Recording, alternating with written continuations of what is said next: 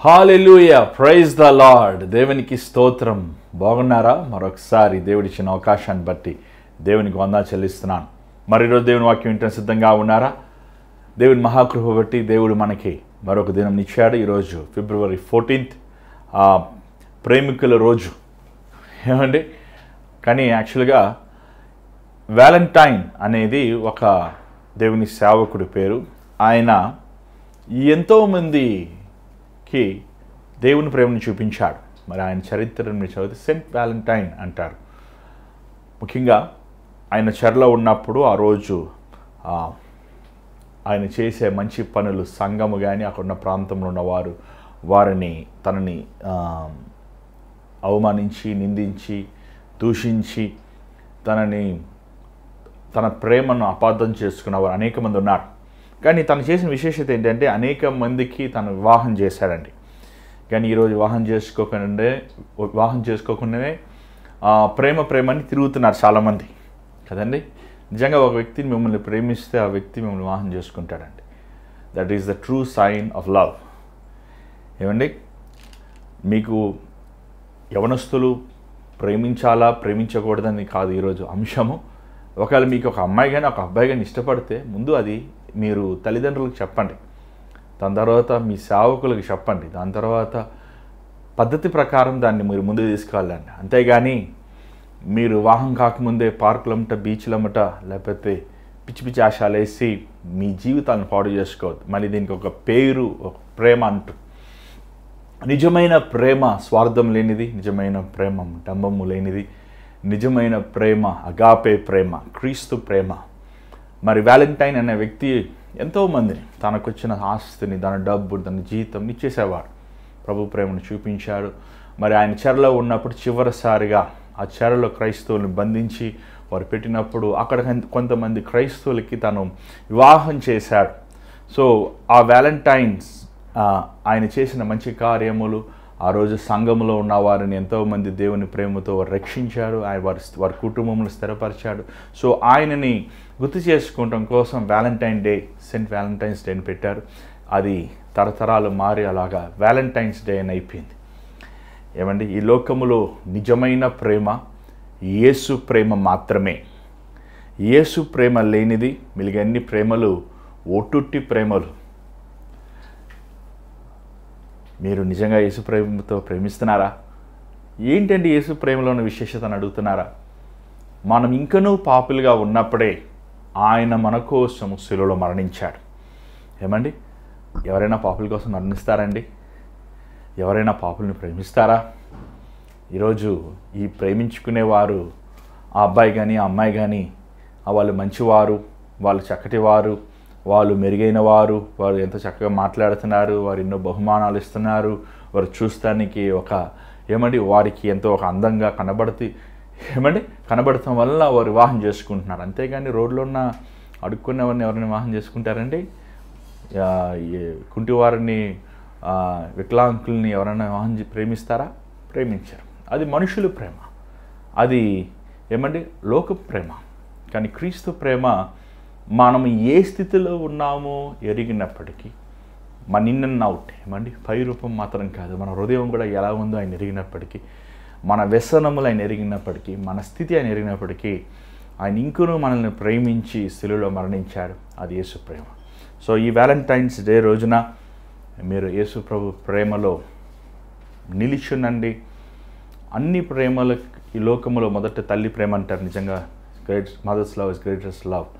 కానీ తల్లి ఒక దినం మనం విడిచిపెడితే దాని తర్వాత భార్యాభర్తల ప్రేమ అన్ని ప్రేమల కంటే అది ఎక్కువ రోజులు ఉంటుంది అని మనం గమనిస్తున్నాం. కానీ ఆ ప్రేమను కూడా అపవాది ఈరోజు పొల్యూట్ చేసేసాడు. ఈరోజు భార్యాభర్తల మధ్య ప్రేమ లేదు, ఏక మనసు లేదు. కానీ అన్ని ప్రేమల కంటే క్రీస్తు ప్రేమ శాశ్వతమైనది, నిరంతరమైనది. సో ఈ వ్యాలంటైన్స్ డే రోజున నాకు బాయ్ ఫ్రెండ్ లేడు, నాకు గర్ల్ ఫ్రెండ్ లేడు అని డిసప్పాయింట్ అవ్వకుండా, ఎందుకంటే ఒక సహోదరుడు ఫోన్ చేసి అన్నాడు, అన్న నాకు గర్ల్ ఫ్రెండ్ లేడు, ప్రార్థన చేయండి అని. సో గర్ల్ ఫ్రెండ్ లేడని తనకి మరి పాపం వారికి తెలియదు. తెలియదు వాడిని చూసి మనం మిగతాలు చేయకూడదు కదా, వారికి తెలియదండి. లోకంలో అందరికీ బాయ్ ఫ్రెండ్ ఉన్నారు, అందరికీ గర్ల్ ఫ్రెండ్ ఉన్నారు, నాకు లేరే అనే ఒక బాధతో వారు చేశారు. కానీ వారితో మాట్లాడి వారి కౌన్సిలింగ్ ఇచ్చినప్పుడు ఆ కుమారుడు మరి తన జీవితం దేవుని సమర్పించుకుంటాం చూస్తున్నాం. సో అలాగే దేవుని ప్రేమను మనం చాటాలి, ప్రభు ప్రేమను మనం చాటాలి.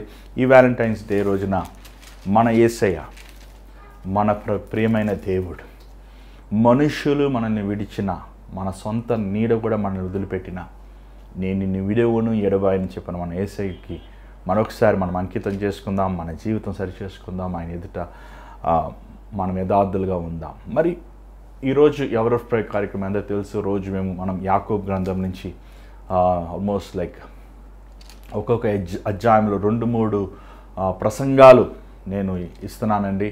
మరి మీరు ఎంతవరకు దాన్ని గమనిస్తున్నారు, మీరు ఎంతమంది దాన్ని వింటున్నారు, మీరు మేలు పొందుతున్నారా, మీరు నేర్చుకుంటున్నారా, మీరు ఆత్మీయంగా ఎదుగుతున్నారా? మరి ఆ సంగతులు స్క్రీన్ మీద కనబడుతున్న నెంబర్కి మీరు వాట్సాప్ చేయండి, వాయిస్ మెయిల్ పంపించండి. మరి దేవుడి కృప బట్టి అనేక విషయాలు మనము యాకోబు గ్రంథం నుంచి మనము ధ్యానించాము. జ్ఞానము విషయము ఏమండి, ముఖ్యంగా తీర్పు తీర్చే విషయము, ఇతరులు ప్రేమించే విషయంలో అనేక విషయాలు, సహించే విషయంలో, ఓర్చుకునే విషయంలో అనేక విషయాలు మనం నేర్చుకున్నాం. మరి చివరగా ఈరోజు 13వ వచనం నుంచి 20వ వచనం మనం ధ్యానిద్దాం. మీ బైబిల్ మీరు తెచ్చుకోండి. మరి ఈ ఆన్లైన్ కార్యక్రమంలో మీరు కూడా పాలు పొందండి. మనమందరం కలిసి దేవుని సన్నిధిలో దేవుని వాక్యం ధ్యానిద్దాం. మరి కార్యక్రమం ముందుకు వెళ్ళకముందు చిన్న ప్రార్థన. పరిశుద్ధమైన తండ్రి, దయగల ప్రభా, మరొకసారి నీ పాసనిధిలోకి వస్తున్నామయ్యా. ఎక్కడ 2-3 నామన్న కూడి ఉంటారు, వారి మధ్య నేను ఉంటానని చెప్పిన యేసయ్య, మా మధ్యకు నువ్వు రానైనా. ఈరోజు ఇలా ఆన్లైన్ ద్వారంగా మేము వేరే వేరే ప్రాంతముల నుంచి ఉన్నప్పటికీ దేవా, నీ కృప ద్వారంగా మమ్మల్ని జతపరిచినందుకు వందనములు తండ్రి. నన్ను నీ సిలువ చోట మరుగుపరిచి నీ బిడ్డలతో మాట్లాడే సహాయమును, కృపను అనుగ్రహించమని యేసు నామములో అడుగుచున్నాం తండ్రి, ఆమేన్. 13వ వచనం 5వ అధ్యాయం యాకోబు గ్రంథము, యాకోబు పుస్తకము. దయచేసి చూద్దాం. మీ బైబిల్ ఒకసారి చూడండి, మాతో పాటు కలిసి చదవండి. మీలో ఎవనికైనాను శ్రమ సంభవించినా అతడు ప్రార్థన చేయవలెను. ఎవనికైనాను సంతోషము కలిగినా అతడు కీర్తనలు పాడవలెను. మీలో ఎవడైనాను రోగి అయి ఉన్నాడా అతడు సంఘపు పెద్దలను పిలిపింపవలెను. వారు ప్రభువు నామమున అతనికి నూనె రాచి అతని కొరకు ప్రార్థన చేయవలెను. చాలండి. ఇక్కడ యాకోబు తన ఉత్తరముని ముగిస్తున్నప్పుడు చాలా విలువైన మాటలు చెప్తున్నాడు. ఇంకా యాకోబు ఏమంటే రాసిన పత్రిక ఇంకా ఉంటే బాగుంటుంది అని అనిపిస్తుంది. ఎందుకంటే యాకోబు చదివినప్పుడు చాలా విషయాలు మనం నేర్చుకుంటున్నాం. నిజంగా బైబిల్లో అనేక విషయాలు మనం చూసినప్పటికీ యాకోబులు బోధించే బోధ ఎంతో ఒక మెచ్యూర్గా, ఎంతో ఏమంటే ఒక యేసుప్రభుతో పాటు మనం నడిచినప్పుడు ఫస్ట్ మన ఇనిషియల్గా ఏమంటే మనం చిన్నపిల్లల్లాగా ఉంటాం, అంత యవనస్తులుగా ఉంటాం. కొంతకాలం అయ్యాక మనము ప్రభువుతో ఇంకోనూ నేర్చుకోవాలి, ఇంకా ఎక్కువ ప్రభువుని తెలుసుకోవాలి, ఇంకో ప్రభువుకి ఇష్టమైనవి ఏంటి అనే మనం ఆతృత పడుతున్నాం. అలాంటి వారికి యాకోబు గ్రంథం ఎంతో మనకు ఉపయోగపడుతుంది. ఒక ఆత్మీయ స్థితిలో వద్దులుతానికి ఒక మెచ్యూర్డ్ మెసేజ్ అని చెప్పచ్చు. ఏమంటే ఎంతో ఒక ఆత్మీయంగా ఎదిగిన వారికి విలువైన మాటలు యాకోబు బోధిస్తున్నాడని చెప్పచ్చు. యాకోబు ఇక్కడ 3 విషయాలు చెప్తున్నాడు. ఎవరైనా శ్రమల్లో ఉన్నారా, ప్రార్థన చేయండి. ఎవరైనా సంతోషంగా ఉన్నారా, స్తుతి గీతాలను పాడండి. ఎవరైనా అనారోగ్యంగా ఉన్నారా, సంఘంలో ఉన్న పెద్దల్ని పిలిచి నూనె రాసి ప్రార్థన చేయండి. ఈరోజు సమస్యల్లో లేనివాడు లేడండి. ప్రతి ఒక్కరికి సమస్య.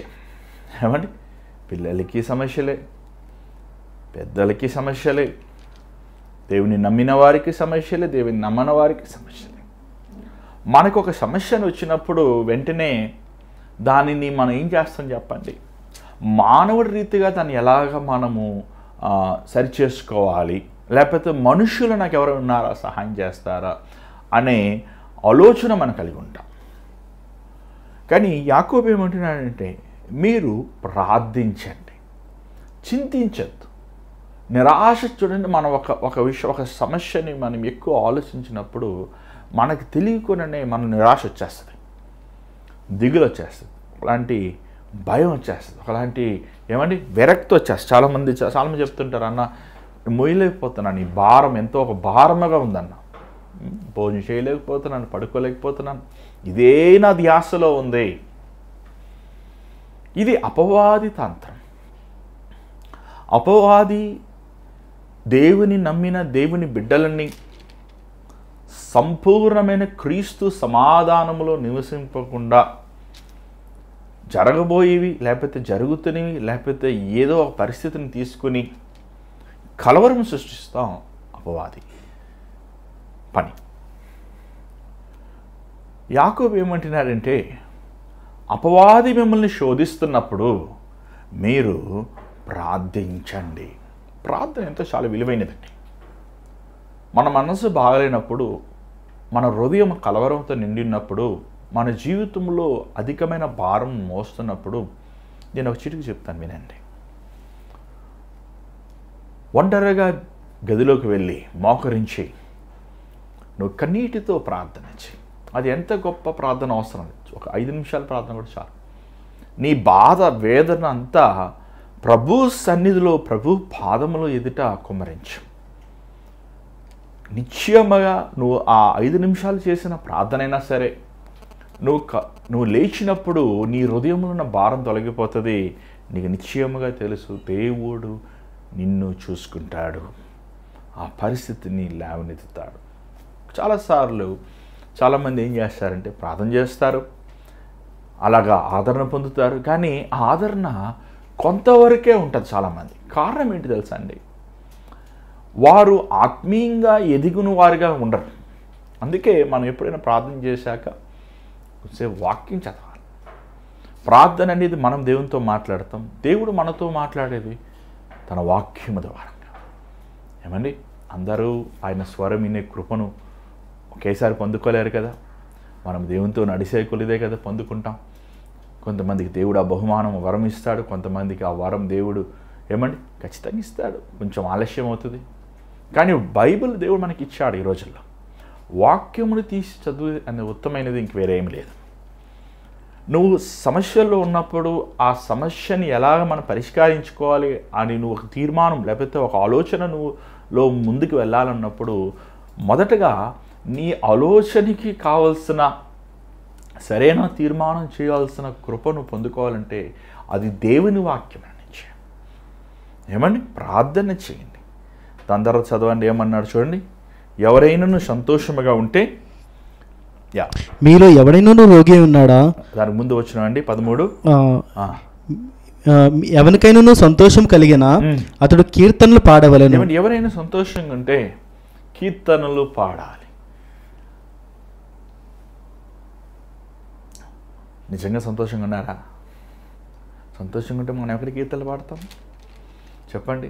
1వ తారీఖుకి మనం జీతం వచ్చిన రోజున ఎంత సంతోషంగా ఉంటామో, 10వ తారీఖు లోపల ఆ డబ్బులను అవగొట్టుకునే వరకు ఏమండి సంతోషమే 10వ తారీఖు నుంచి ఇంకేమండి ఒకటే ఉపవాస ప్రార్థనలు. చూడండి, నీ సంతోషము ఎక్కడి నుంచి వస్తుంది? ఒక ఉద్యోగం ఇచ్చినప్పుడు ఒక సంతోషం వస్తుంది, ఎగ్జామ్లు పాస్ అయినప్పుడు సంతోషం కలుగుతుంది, నీ సొంత వారు స్నేహితులు కలిసినప్పుడు సంతోషం కలుగుతుంది. సంతోషము పరిస్థితుల ద్వారా వస్తుందా? సంతోషము దేవుని దగ్గర నుంచి వస్తుందా? పరిస్థితుల ద్వారా వచ్చేవి. పరిస్థితులు మారిపోయినప్పుడు పోతాయండి. దేవుని ద్వారంగా వచ్చే సంతోషము పరిస్థితులు ఎలాగున్నా సరే నువ్వు ఆనందంగా ఉంటావు. తెలుసా నీకది? నువ్వు బాధలో ఉన్నప్పుడు అక్కడ యాకోబు ప్రార్థన చేయమంటున్నాడు, కానీ నేనంటే ఏమంటానంటే కీర్తనలు పాడండి అంట. కష్ట సమయంలో దేవుని స్తుతించండి. ఇశ్రాయేల్ ప్రజలు వారు ఎర్ర సముద్రం ఉన్నప్పుడు వారు దేవుని యందు సనిగారు వారు. ఏమండి, కానీ ఎర్ర సముద్రం దాటాక పాటలు పాడారు. నీళ్ళు తాగముందు సనిగారు, బండలోంచి నీళ్ళు వచ్చాక స్తుతించారు. మనుష్యుడు స్వభావం ఏంటంటే తన అనుకున్నది జరిగినప్పుడు తన సంతోషం అవుతుంటాడు, కానీ నువ్వు అనుకున్నది జరగనప్పుడు కూడా నువ్వు దేవుని యందు స్తుతులు చెల్లించు. అపవాది తంత్రం ఏంటి తెలుసా? సాతానుగాడు ముఖ్యమైన నోకం లేకపోతే గురి ఏంటి తెలుసా? ముఖ్యమైన ఏమండి వాడు ఉద్దేశం ఏంటి తెలుసా అండి? మనము దేవునిని స్తుతించినవ్వకుండా చేయాలి. వాడు ఏదైనా చేస్తాడు. మనం యోబుని చూస్తున్నాం. యోబు ఎంతో గొప్ప ఉదాహరణ. యోబు జీవితంలో లేననేది ఏమన్నా ఉందా? దేవుడు తనకు అన్నీ ఇచ్చాడు. తను దేవుని ద్వారా ఆత్మీయంగా కూడా వర్ధిల్లాడు. కానీ యోబు జీవితంలో అన్నీ పోయినప్పుడు యోబు ఏమన్నాడు తెలుసా? దేవుడిచ్చును, దేవుడు తీసుకున్నాడు, దేవునికే స్తోత్రం. అందుకే ఆయన భక్తుడయ్యాడు. మనమందరము దేవుని సంతోషపెట్టాలని ఆశిస్తుంటాం. మనమందరము దేవుని హృదయానుసారంగా జీవించాలని ఆలోచిస్తుంటాం. మనము కూడా ప్రభువు ద్వారంగా మెచ్చుకోవాలి. దేవుడిని మోషేలాగా మెచ్చుకోవాలి, అబ్రహాంలాగా మెచ్చుకోవాలి, నేను దేవుని దృష్టిలో విలువైన వాడిగా ఉండాలి అని అనుకుంటాం. కానీ ఎందుకు మనం పొందుకోలేకపోతున్నాం? ఎందుకు భక్తులు వారు సాధించారు, ఎందుకు మనం సాధించలేకపోతున్నామంటే వారు శోధన సమయంలో వారు దేవుని మీద అనుకున్నారు. దేవునిని దూషించలేదు కదా, దేవుని బలమైనందు ధైర్యం తెచ్చుకున్నారు. మా కీర్తన, దావీదు రాసిన కీర్తన, ఎన్ని కీర్తనలు చూసినప్పటికీ తను దేవుని గొప్పతనముని, దేవుని మహిమను, దేవుని తేజస్సును, దేవుని వాక్యమును ఎత్తుపట్టుకొని దేవుణ్ణి ఆ సమయంలో కూడా కీర్తిస్తున్నట్లు మనం చూస్తున్నాం. అందుకే ప్రభు తనను చూసి నా హృదయానుసారమైన ఉన్నాడు. అందుకే యేసు ప్రభు దావీదు కుమారుని పిలువబడ్డాడు. అందుకే యేసు ప్రభు బెత్లెహేములో పుట్టాడు. ఈరోజు మన జీవితంలో ఒక పరిస్థితి వచ్చినప్పుడు ఆ పరిస్థితికి ప్రతికూలమైన మన స్వభావము మనల్ని భక్తులుగానే చేస్తుంది, లేకపోతే వెద్దులన్నా చేస్తుంది, లేకపోతే పనికి మాలిన వారిని చేస్తుంది. మూడవదిగా మనం చూస్తున్నాం, మీలో ఎవరైనా అనారోగ్యముతో ఉంటే. చూడండి, అనారోగ్యము దేవుడు అనారోగ్యాన్ని సృష్టించలేదు. బైబిల్ ఎక్కడ ఉందా? ఏమండి, ఆ ఆదాముకి జ్వరం వచ్చాను, అవ్వకి క్యాన్సర్ వచ్చింది, ఏమండి అసలు జలుబు వచ్చి అసలు ఉందా? లేదు. అసలు అనారోగ్యము దేవుడు చేయలేదు. దేవుడు చేయలేని దానిని నీ శరీరములో, నీ ప్రాణములో, నీ జీవితం ప్రవేశించినప్పుడు నీకు సమస్తమైన అధికారం ఉంది దానిని బయట నుంచి నువ్వు విడుదల పొందుతానికి. కారణం యేసు ప్రభు చిందించిన రక్తం. అవును, ఆదామవ్వ పాపం చేశారు, దేవుని నుంచి దూరం అయిపోయారు, దేవుని సన్నిధిని పోగొట్టుకున్నారు, భూమి శపితమైంది, ఏమండి నీళ్ళు శపితమైనవి. కానీ కల్వరి శిలువలో యేసు ప్రభు చిందించిన గాయముల ద్వారంగా యెషయా గ్రంథం 54వ అధ్యాయం మనం చూస్తున్నాం అన్నమాట. 6-7 వచనములు మనం చదివినట్లయితే, 4-5-6 వచనాలు చదివినట్లయితే మనం చూస్తున్నాం, ఆయన పొందిన గాయముల ద్వారంగా మనకి స్వస్థత. ఒకటి, నీవు యేసు ప్రభు ప్రార్థించినప్పుడు నువ్వు స్వస్థత పొందలేదంటే లోపము నీలో ఉందా, లేకపోతే లోపము ప్రభువులో ఉందా? చాలాసార్లు చాలామంది ప్రార్థన చేయమంటారు, కానీ దేవుడు నన్ను స్వస్థపరుస్తాడు, నా బలహీనతలు, నా అనారోగ్యముల నిమిత్తము యేసు ప్రభు శిలువలో మరణించాడు, రక్తము చిందించాడు అని ఒక విశ్వాసం ఉంటుందండి. స్థిరమైన విశ్వాసం ఉంటుంది, స్థిరమైన నమ్మకం ఉంటుంది. చంచల మనస్తత్వంతో అడుగుతుంటారు ప్రార్థన చేయండి అని. అసలు మొదటగా మనకి ఎందుకు బలహీనత రావాలి? బలహీనతలు 2 విధాలుగా వస్తాయి. ఒకటి, చాలాసార్లు బలహీనతలు తరతరాలుగా వస్తాయి. తరతరాల శాపం అంటారు. ఏమండి, పితరుల నుంచి వస్తుంటాయి కొన్ని జబ్బులు, బ్లడ్ లైన్ కర్సెస్ అంటారు. రెండోది ఏమండి, మనము దేవుని చిత్తము దాటినప్పుడు, మనం చూస్తున్నాం ఆది కాండంలో సంబంధించిన నిర్గమాకాండం, ద్వితీయోపదేశ కాండములో, నా ఆజ్ఞల ప్రకారం, నా కట్టడల ప్రకారం మీరు లోబడినప్పుడు మీకు జబ్బులు కలుగుతాడు రాయబడి ఉందా. మనం సమయం లేదు, త్వరగా వెళ్తున్నాను, చదవచ్చంతా. ఏమంటే దేవుని ఆజ్ఞలు మనం లోబడినప్పుడు దేవుని కంచె అనేది మన మీద తగ్గిపోతుంది. ఖచ్చితంగా ఓపెన్. ఏమండి, గోడలేని ఇల్లు ఎలా ఉంటుంది చెప్పండి? ఎవడైనా రావచ్చు, ఏదైనా రావచ్చు. అలాగా నీ దేహము బలహీనం అవుతామనేది మనం చూస్తున్నాం. కానీ మనం పశ్చాత్తాపడితే, మనము దేవుని సన్నిధిలో దేవుని వాక్యములు విశ్వసిస్తే నిశ్చయముగా స్వస్థతుంది. కానీ చాలాసార్లు అంటే ఈ బలహీనమైన వారు శరీరముగా బలహీనమైన వారి ఆత్మ కూడా కృంగిపోతుంది. కారణం ఏంటి తెలుసా? శరీరం, ఆత్మ, ప్రాణం 3 ముడివేయబడింది కాబట్టి. ఒక శరీరీతిగా బలహీనంగా ఉన్నవారు ఏమండి వారు ప్రార్థన చేసుకోగలిగితే చాలా సంతోషమే. ఎందుకంటే దేవుడు వారి ప్రార్థనలు వింటారు. కానీ వారు ప్రార్థన చేసుకోలేరు. అందుకేం చేయాలి? వారి కోసము ప్రార్థన చేయాలి. ఎవరు ప్రార్థన చేయాలి? అక్కడ ఏమని రాయబడింది చూడండి, 14వ వచనం. మీరు ఎక్కడి నుంచి ఆపారు అక్కడి నుంచి చదవండి. మీలో ఎవరైనానో రోగి అయి ఉన్నాడా? అతడు సంఘపు పెద్దలను పిలిపింపవలెను. సంఘపు పెద్దలు పిలిచి వారు ప్రభువు నామమున అతనికి నూనె రాచి అతని కొరకు ప్రార్థన చేయవలెను. అంతే ఉంది అక్కడ. నూనె, anoint them with the oil in the name of the Lord. చాలా బాగుంది ఇంగ్లీష్లో. ఎవరి నామంలో ప్రార్థన చేయాలి? యేసు నామంలో ప్రార్థన చేయాలి. ఇక్కడ నూనె రాసి అని ఎందుకు మాట మనం చూస్తున్నాం? యాకోబు is a very disciplined person. యేసు ప్రభు ఏం బోధించాడో, యేసు ప్రభు ఏది చేశాడో అది తను రాశాడు. మనం ఈ నూనె రాసి ప్రార్థించండి అనే మాట వేరే శిష్యులు ఎవరు రాయలేదు.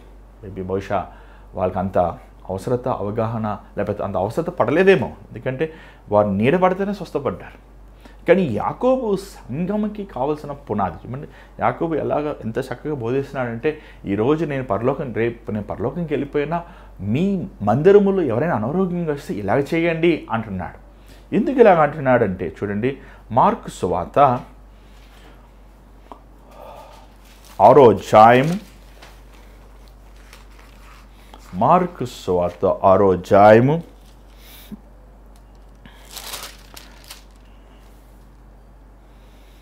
'Yeah. యేసు ప్రభు చేసింది వాళ్ళు చేస్తున్నారు.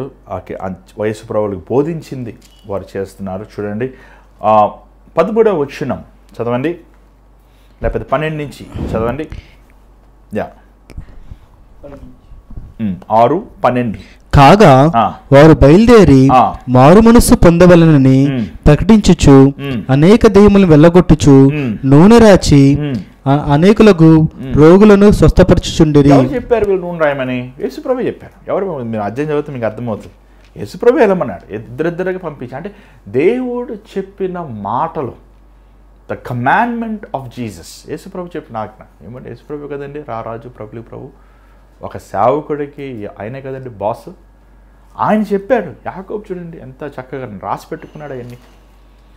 అవన్నీ ఎంత చక్కగా ఏమండి గుర్తు చేసుకున్నాడు, గుర్తుపెట్టుకున్నాడు. దేవుడు నాకు అప్పుడు చెప్పారు కదా, మనకు అప్పుడు చెప్పారు కదా అని చెప్పి ఆ మాటను గుర్తు పెట్టుకుని మరలా సంఘమునికి బోధిస్తున్నాడు ఆయన. ఏమండి నూనె రాసి, అంతేగాని నూనెలో ఏమీ లేదండి. నూనెలో ఏమీ లేదు, ప్రార్థన చేసే వ్యక్తిలో ఏమీ లేదు. శక్తి అంతా యేసులోనే ఉంది. ఏమండి ప్రభు చెప్పాడు, నూనె పరిశుద్ధాత్మ సాదృశ్యం కాదు. ఇంకొకటి, ఆ రోజు ప్రభు ఉన్న కాలంలో వారు దెబ్బ తగిలితే నూనెని మందుగా వాడతారు. అందుకే ప్రభు ఒక ఉపమానం చెప్పేది కదండి. సమరయుడు ఏమంటే ఒక యూదుడు నడుచుకెళ్ళినప్పుడు ఒక వ్యక్తి పడినప్పుడు సమరయుడు తనకి గాయం నూనె రాసి కట్టి దాన్ని బండిలో కూర్చుని పెడతారు. లూకా సువార్తలు మనం చూస్తున్నాము అది ఆ పరిస్థితిని. లూకా సువార్తలు మనం చూస్తున్నా కానీ ఇప్పుడు సమయం లేదు, మీరు అవన్నీ చూడొచ్చు. 10వ అధ్యాయంలో మనం అయినా మనం ధ్యానించవచ్చు. సో నూనె అనేది ఇట్ ఈస్ మెడిసిన్గా వాడుతున్నారు. ఈ నూనెని ఈరోజు చాలామంది బోధకులు ఏమండి మార్కెటింగ్ చేస్తున్నారు అనుకోండి, అది వేరే విషయం. వాళ్ళు చర్చి పేరు పెట్టి వారు లోగో వేసి ఏమండి నూనె డబ్బా ఇంకా అవన్నీ అదొక నెక్స్ట్ లెవెల్లో అయిపోయింది. అదంతా ఒక స్కామ్ అనొచ్చు. అక్కడ బైబిల్లో లేదు. ఏమంటే ఏ నూనె పర్వాలేదు, నూనె అంటే నూనె, నీళ్ళు ఉంటే నీళ్ళు, లేకపోయినా పర్వాలేదు. కానీ విశ్వాసం ఉంచాలి ఏసీ అంత. ఇవన్నీ ఏంటంటే నీవు దేవుని యందు విశ్వాసం ఉంచాలి. ఏమండి దేవుని యందు నువ్వు నిరీక్షణ ఉంచాలి. యేసు ప్రభు మీద నిరీక్షణ. నువ్వు యేసు ప్రభు ఎంత త్వరగా ఎంత లోతుగా నువ్వు ప్రభువు యందు నువ్వు నిరీక్షణ నుంచి విశ్వాసం కలిగి ఉంటావో నీ అనారోగ్యం ఇన్స్టెంట్గా అయిపోతుంది. ఒక 10 మంది కోసం ప్రార్థన చేసినప్పుడు ఒక 7 స్వస్థపడుతున్నారు, ఒక 3 స్వస్థపడతలేదు. కారణం ఏంటి? చూడండి, అది ఏ జబ్బు నాకు అవసరం లేదు. I'm least about that. Cancer అవనివ్వండి, లివర్ ప్రాబ్లం అవనివ్వండి, అది మనుషుడు మనుషుడు కేటగరైజ్ చేస్తాను. జ్వరం అంటే చిన్నది, జలుబు అంటే చిన్నది, బ్రెయిన్ ట్యూమర్ అంటే పెద్దది. అది మనుష్యుడు దృష్టిలో ఈ జబ్బు చిన్నది, ఈ జబ్బు పెద్దది. కానీ దేవుని దృష్టిలో అలాగేం లేదే. దేవుని దృష్టిలో జబ్బే. ఆయన వారిని స్వస్థపరిచాడంట. చూడండి, మనం చూస్తున్నాం ఆ మాట మత్తయి సువార్తలో.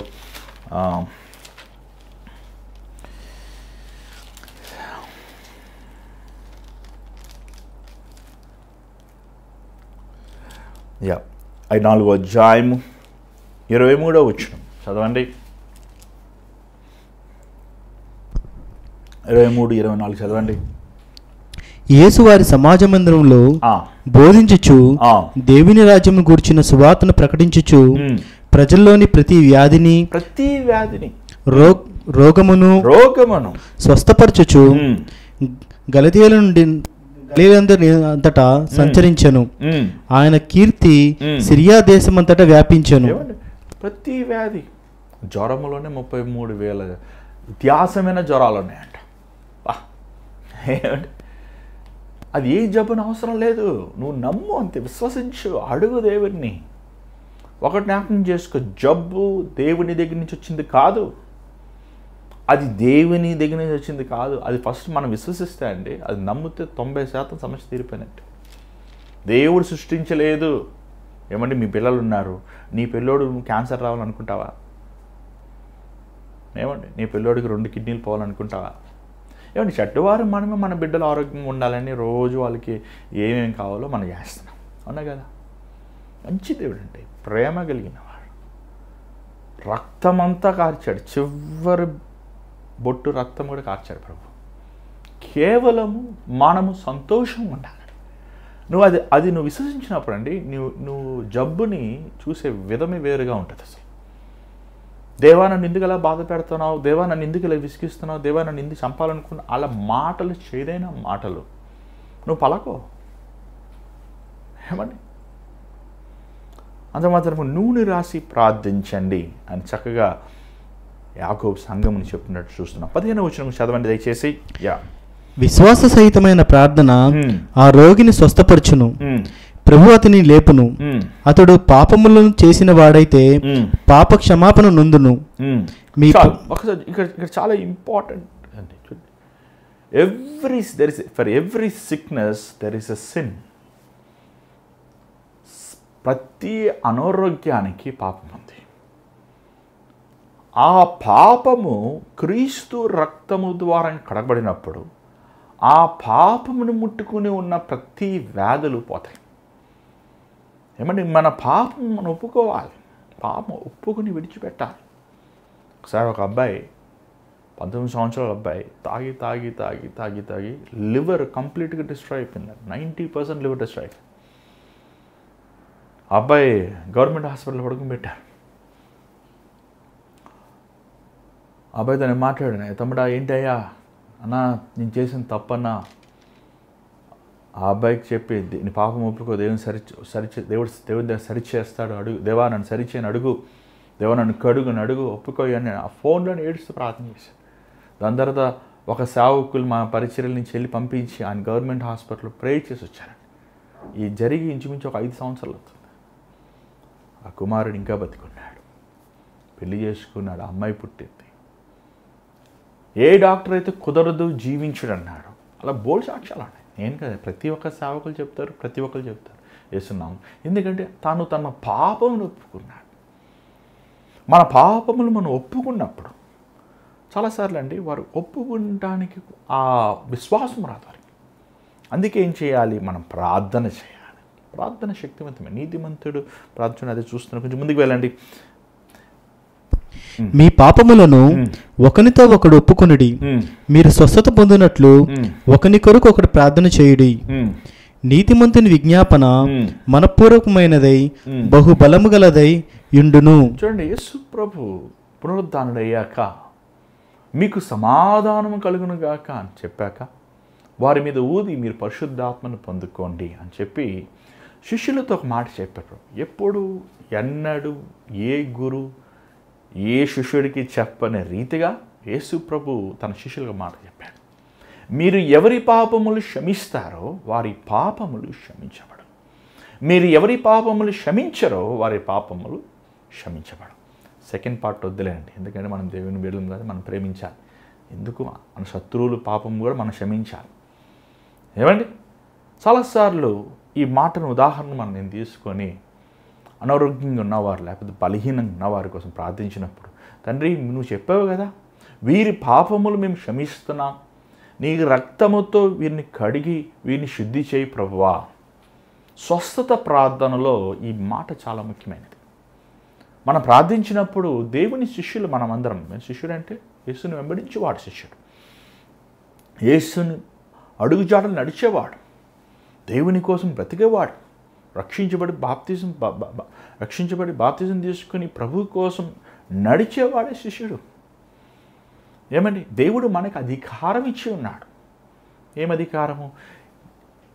నువ్వు ఎవరి కోసం ప్రార్థిస్తున్నావు వారి పాపములు క్షమిస్తాను. మనకి ఖచ్చితంగా మనం శిష్యుల్లో చనిపోలేదు, కానీ దేవుడు మనకి ఏమండి తాళంపు చేతులు ఇచ్చాడు, పరలోక తాళం చేతులు ఇచ్చాడు, నరక తాళం చేతులు ఇచ్చాడు, అధికారం అథారిటీ ఇచ్చాడు. ఆ అధికారముని మనము సద్వినియోగపరుచుకోవాలి. ఏమండి అడంటూ అక్కడ మాట్లాడి నీ పాపంలో ఒప్పుకోండి, ఒకరితో ఒకరు ఒప్పుకోండి. మనం ఒకరితో ఒకరు గొడవ వేసుకుంటున్నాం కదండి, దేవుని బిడ్డలం అయ్యాక అరుచుకుంటున్నాం, కొట్టుకుంటున్నాం, నేను గొప్ప డంబమైన మాటలు మాట్లాడుతున్నాం. కానీ మీరు దేవుని సన్నిధిలో నుంచి ప్రార్థనకు వెళ్ళాక, ఇంటికి వెళ్ళాక, మీరు దేవుడు మీతో మాట్లాడాక మీ మీ బలహీనతలు, మీ అవిధేయతలు ఒప్పుకుంటున్నారా? భర్త మీ భార్యతో, భార్య మీ భర్తతో, ఏమని అత్త కోడలతో, కోడల అత్తతో, మామ అల్లుడితో, అల్లుడు మామతో, స్నేహితులతో, ఏమంటే ఎవరి విరోధం మీరు చేసినవి మీరు ఒప్పుకుంటున్నారా? ఒప్పుకుంటున్నప్పుడు అండి ఏమవుతుందో తెలుసా? The devil has no control over you. ఏ అన్కన్ఫెస్ సిన్ ఉంటుందో అక్కడ సాతాను గాడు పట్టుకుంటాడండి. చాలాసార్లు ఈ చీక శక్తులు పట్టిన వారు, ముఖ్యంగా చేతబడిదే శక్తులు, ఈ భయంకరంగా విచ్క్రాఫ్ట్ చేయబడినన్ని వాళ్ళు ప్రార్థన చేస్తే క్లియర్ అయిపోతుంటాయి చాలాసార్లు. కానీ మరలా వస్తానికి కారణం ఏంటంటే వారు క్షమించిన పాపం వారు హృదయం అంటే క్షమించలేరు. ఆ వ్యక్తిని కానీ, ఆ మనిషిని కానీ, లేకపోతే ఆ వ్యసనమును కానీ వారు ఆ వదులుకోలేరు. దాన్ని లాక్ అయి ఉంటారు, ఆ ముడులు ఉంటాయి. అవి వారు ఒప్పుకొని వారు ప్రేమించగలిగితే, ఓవర్కమ్ చేస్తే విడుదల పొందుతారండి. చాలా ఈజీగా అయిపోద్ది. అసలు దీనికి ఏం పెద్ద తతంగం అవసరం లేదు. అసలు ఎవ్వరూ నీ కోసం నూనె రాసి నీ తల మీద అన్నిసార్లు ప్రార్థన చేయవసరం లేదు. నీ పాపములు ఒప్పుకొని చేసిన వారి విరోధముగా పశ్చాత్తాపడి, ఏమంటే పశ్చాత్తాపడుతుంది. ఒకప్పుడు నువ్వు వారిని ద్వేషించావు, ఇప్పుడు వారిని ప్రేమించాలి. ఒకప్పుడు వారిని అసహించుకున్నావు, ఇప్పుడు వారిని సహించాలి. అలా చేసినప్పుడు పరిశుద్ధాత్ముడు నీ మీద ఉంటాడు అంటూ చివరిగా ఏమంటే the prayer of righteous man is powerful and effective. నీతిమంతుడు ప్రార్థన శక్తివంతమైనది. 100% ట్రూ. ఒక్క నీతిమంతుడండి, అబ్రహాము చేసిన ప్రార్థన లోతు దేవుడు రక్షించాడు, తన కుటుంబాన్ని రక్షించాడు. లోతు నీతిమంతుడు కాదు, కానీ లోతు నీతిమంతుడిగా ఏమంటే దేవుడు కృప చూపించాడు. ఎందుకు కారణం ఏంటంటే రక్షించాడు ఆ సొదొమ గుమ్మరులు.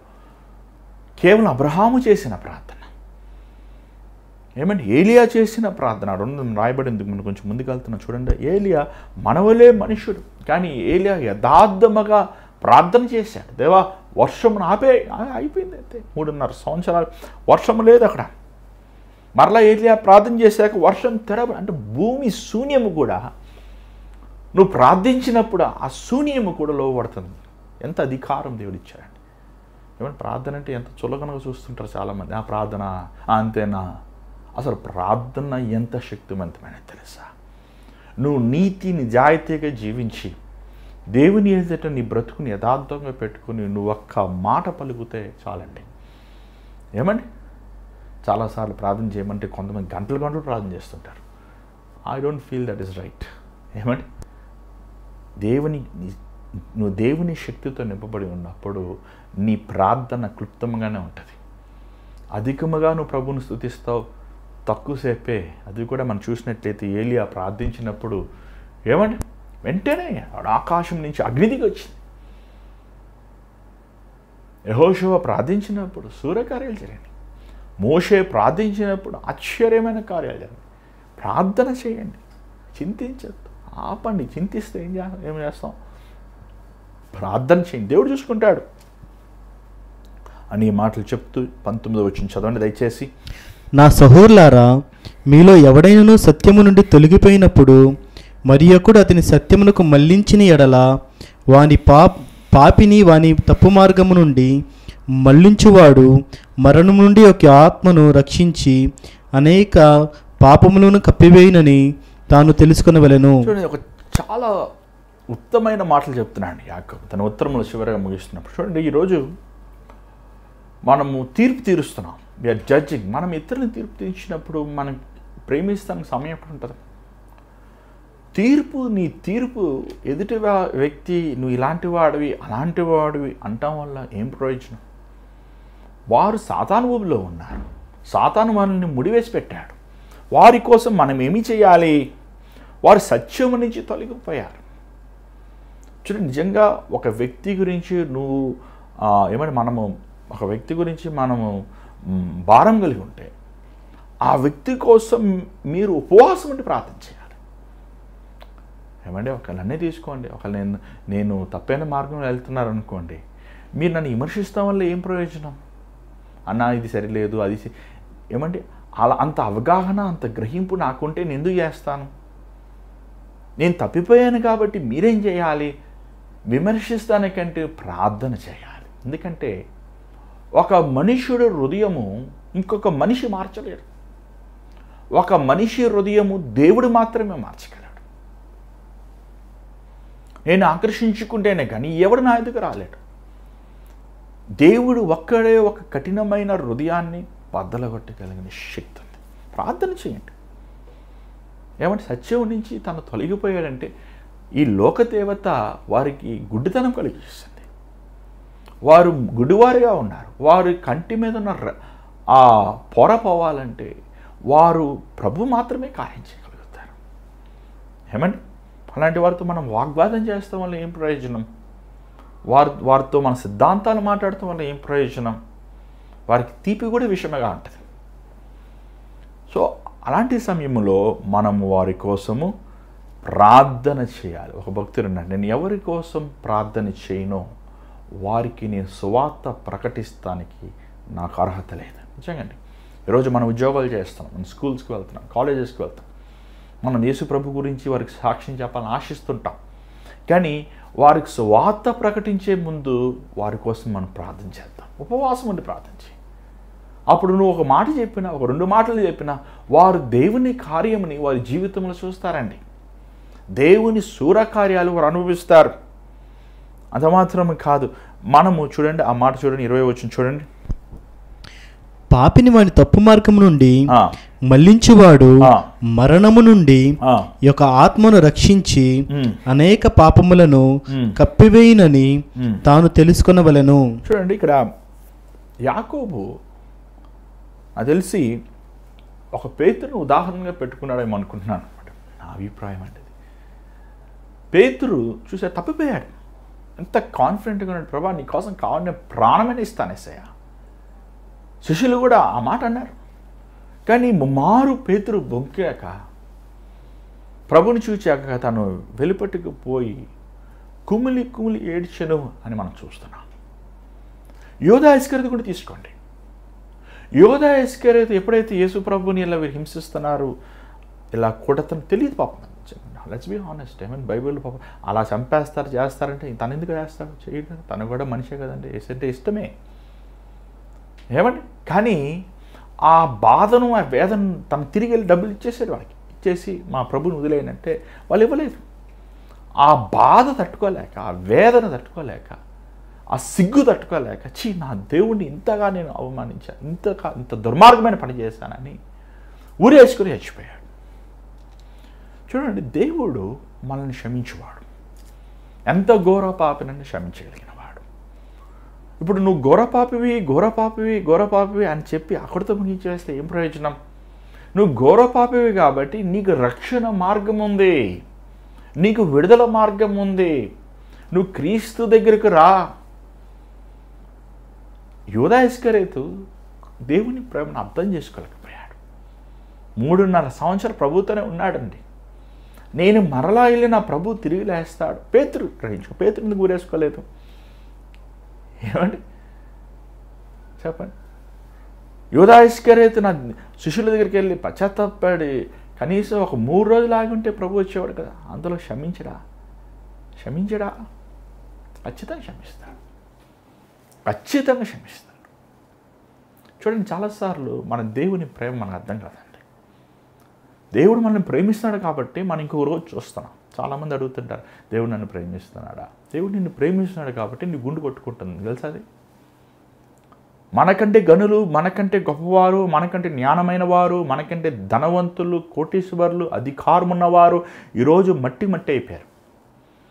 కానీ ఈరోజు నువ్వు నేను ఇంకా సజీవ లెక్కలో ఉన్నామంటే కేవలము దేవుడు మనల్ని ప్రేమిస్తున్నాడు కాబట్టి. ఇంకో అవకాశం ఇచ్చాడు, ఇంకొక తరుణం ఇచ్చాడు. మనం బాగుపడాలని, మనం పశ్చాత్తాపడాలని, మన ప్రవక్తని సరిచేసుకోవాలి. చూడండి, ఈరోజు దేవుడిచ్చిన ఈ ఆయుష్ను ఏం చేస్తున్నాం ఆలోచించండి ఒకసారి. ఏమండి, నువ్వు మార్పు, ఇతరులని క్రీస్తు దగ్గర నడిపించేవారుగా మనం ఉండాలి. చూడండి, యేసు ప్రభు ప్రేమ మారని ప్రేమ. ఆ ప్రభు ప్రేమతో ఏ ప్రేమను మనం పోల్చలేము. నువ్వు ఈ అబ్బాయి ప్రేమ, ఈ అమ్మాయి ప్రేమ, ఈ డబ్బు, ఈ ఉద్యోగము, ఈ లోకము, ఆ స్థలము, ఇది అంటున్నావంటే నువ్వు అసలైన యేసు ప్రభు ప్రేమను రుచి చూడలేదన్నమాట. పౌలు యేసు ప్రభు ప్రేమ రుచి చూశాడు. గమాలీయుడు పాదంలో చదువుకున్నాడు, ధనవంతుడు. ఏమంటే ఆ రోజు చదువుకుంటే మామూలు విషయం కాదు. అది గమాలీయుడు అంటే ఒక పెద్ద ఫిలాసఫర్ అయినా, ఒక అధికారి, సద్దుకాయలో ఒక మెంబర్ అయినా, ఏమండి ఓపెన్గా రోమా సామ్రాజ్యం మనం వెళ్ళి క్రైస్తవుల్ని చంపగలుగుతున్నాడంటే ఎంత పవర్ఫుల్ అర్థం చేసుకోండి. ఎంత అధికారి, పొలిటికల్గా ఎంత హైలీ ఇన్ఫ్లుయెన్షియల్ పర్సన్. కానీ యేసు కోసం సమస్తమని త్యాగం చేసి అంటాడు కదా రోమిల రాసిన పత్రిక 8వ అధ్యాయంలో, ఏది నన్ను క్రీస్తు ప్రేమ నుంచి వేరు చేయగలదు? మరణమా, వేదన, బాధ, శ్రమల? ఏమండి, క్రీస్తు ప్రేమను రుచి చూశాక క్రీస్తు కోసం పిచ్చోడైపోయాడు. ఏమంటే నేను క్రీస్తు ఖైదీని అన్నాను. నేను క్రీస్తు ఖైదీని రాస్తున్నాను, prisoner of Christ. I'm a fool for Christ. ఒక పిచ్చివాడిని.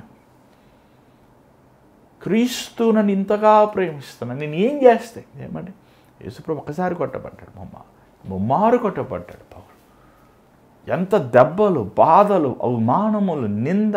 ఆయన చచ్చిపోయాక ఒక 4 పాత నిబంధన పుస్తకాలు, ఒక అంగి మాత్రమే ఉంది. 40 సంవత్సరాలు సేవ చేశాక ఏంటి పౌలు గారు సంపాదించుకున్నారంటే, ఏమండి తీతుతో రాస్తాడు, తిమోతితో ఇచ్చిన అంగి పంపించి ఇక్కడ చలిగా ఉందని. తన జీవితంలో అంత ఒక పిచ్చివాడలా క్రీస్తు కోసం సేవ చేశారు. కారణం ఏంటంటే క్రీస్తులో ఉన్న ప్రేమను, శక్తిని, ఆయనలో ఉన్న ఆనందంని, ఉల్లాసం అనుభవించాడు. ఈరోజు నువ్వు అనుభవిస్తున్నావా? ఈరోజు నీతో ఉన్నవారిని క్రీస్తు తీసుకొస్తున్నావా? నిజంగా యాకోబు చివరికి వచ్చినప్పుడు యాకోబు ఈజ్ నాట్ ఏమండి ఒక ఆదరణమైన మాటలు కావు, కానీ కొంచెం చాలా స్ట్రైట్ ఫార్వర్డ్గా ఉంది మెసేజ్. నేను యాకోబు గ్రంథం చదువుతున్నప్పుడు నేరుగా నువ్వు ఓడవి తీర్పు తీరుస్తానికి అన్ని ప్రశ్నలు వేసి ఏమంటే ఫాట్ వాయించి పడేస్తున్నాడు. కానీ చివరికి వచ్చాక అంటున్నాడు, ప్రార్థించు, రక్షించు, ప్రేమించు, క్షమించు, సహించు, ఓర్చుకో, ఇతరులను క్రీస్తు దగ్గర తీసుకురా, వారి పాపములను క్షమించు, వారి మరణం నుంచి కాపాడు. నిజంగా ఎంత గొప్ప జీవితం అండి, ఎంత గొప్ప జీవితం శిష్యులు జీవించారు క్రీస్తు కోసం. ఈరోజు మనం జీవించాలి. ఇది వారు జీవించారు, వారి జీవిత యాత్రను ముగించి వెళ్ళిపోయారు. ఈరోజు ఇది మన జీవితం, మన సమయం, మన జీవితం ప్రభు కోసం జీవించాలి. ఈరోజు నీ జీవితం దేవునికి ఇస్తావా? ఈరోజు నీ బ్రతుకుని దేవునికి సమర్పించుకుంటావా? ఒక తీర్మానం చేయి. దయచేసి స్థలంలో ఉంచండి, ప్రార్థన చేద్దాం. పరిశుద్ధమైన తండ్రి, దయగల ప్రభా, మేమే పాటి వారమయ్యా, మా పితరులు నాయన నిన్ను విసిగించిన వారు, మేము యూదులము కామయ్యా. నీ వాక్కుని ఎత్తి పట్టుకొని చదువుతానికి మాకు యోగ్యత లేదు ప్రభా. మేము అన్ని జనులమయ్యా, కేవలము నీ కృపతో నాయన, నీ విస్తారమైన ప్రేమతో నాయన, మేము ఇంకనూ పాపులుగా ఉన్నప్పుడే సిలువలో నీ ప్రాణమును మా కోసం ఇచ్చావు. ఈరోజు నిన్ను తెలుసుకునే భాగ్యం ఇచ్చావు. నీలో ఉన్న గొప్పతనం, నీలో ఉన్న శక్తి, నీలో ఉన్న విజయమును పొందుకునే కృపనిచ్చావు. మేము ఏ పాటి వారమయ్యా, మమ్మల్ని రోజు క్షమిస్తున్నావు నాయన, సహిస్తున్నావు, మమ్మల్ని ఓర్చుకుంటున్నావు తండ్రి. కృప మట కృప, కనికరము మట కనికరం మా పట్లను చూపిస్తున్నావు తండ్రి. మేము ఇతరులతో అలా ఉండేవారు ఉండడానికి సహాయం చేయి. ఇతరులు నశించిపోకూడదు, కానీ వారు రక్షించబడాలి, వారు క్రీస్తు ప్రేమలోకి రావాలి, నీలో నిలిచి ఉండాలని ఆతృతపడేవారు ఉండడానికి, కావాలంటే మా ప్రాణమైన వారి కోసం మిచ్చువారుగా, ప్రేమించువారుగా ఉండడానికి సహాయం చేయి తండ్రి. మేము మానవులను ఎరిగిన వాడవయ్యా, మా జీవితము, మా హృదయం మేము పాడు చేసుకోలేము. నీకు తెలుసు తండ్రి మా హృదయం స్వార్థమైనదని. అందుకేనైనా నీ బంగారమైన పాదం పట్టుకుని వేడుకుంటున్నాం. మా బండైన హృదయములు, రాతైన హృదయములు తీసివే ప్రభా. గొర్రెపిల్ల హృదయమునైనా నీ హృదయము మాకు దయచేయి. నీలాగానైనా మేము ఈ లోకములు జీవించేవారు, యథార్థముగా బ్రతికేవారుగా, సత్యమును మాట్లాడేవారు, అనేక మందికి నైనా ఒక మాదిరమైన జీవితం మేము జీవించేవారుగా ఆ కృపను మాకు అనుగ్రహించమని యేసు నామములో అడుగుచున్నాం తండ్రి, ఆమేన్. మరి రోజు దేవుడు మీతో మాట్లాడి తెలియపరచండి. మరి మీ ప్రార్థన అవసరాలు స్క్రీన్ మీద కనిపిస్తున్న నెంబర్కి మీరు వాట్సాప్, వాయిస్ మెయిల్, కాల్ చేయొచ్చు. మేము మీకోసం ప్రార్థిస్తున్నాం. మరి ఎంతోమంది మీరు మీ ప్రార్థన విన్నప్పుడు తెలియపరుస్తున్నారు. మరలా ప్రార్థన చేశాక ఏమైందో జరిగింది చెప్తలేదు, దయచేసి చెప్పండి, మీకోసం ప్రార్థిస్తూనే ఉన్నాం. అంత మాత్రం కాదు, దేవుడు ఒకరు మిమ్మల్ని ప్రేరేపిస్తే ఈ భారమైన పరీక్షల మీద పాలు పొందొచ్చు. మీ స్క్రీన్ మీద కనబడుతున్న Google pay, PhonePe account numbers ద్వారంగా మీ విరాళంని పరీక్ష పంపించవచ్చు. దేని చేతి మీద రేపు కలుసుకుందాం. అంతా God bless you. Take care.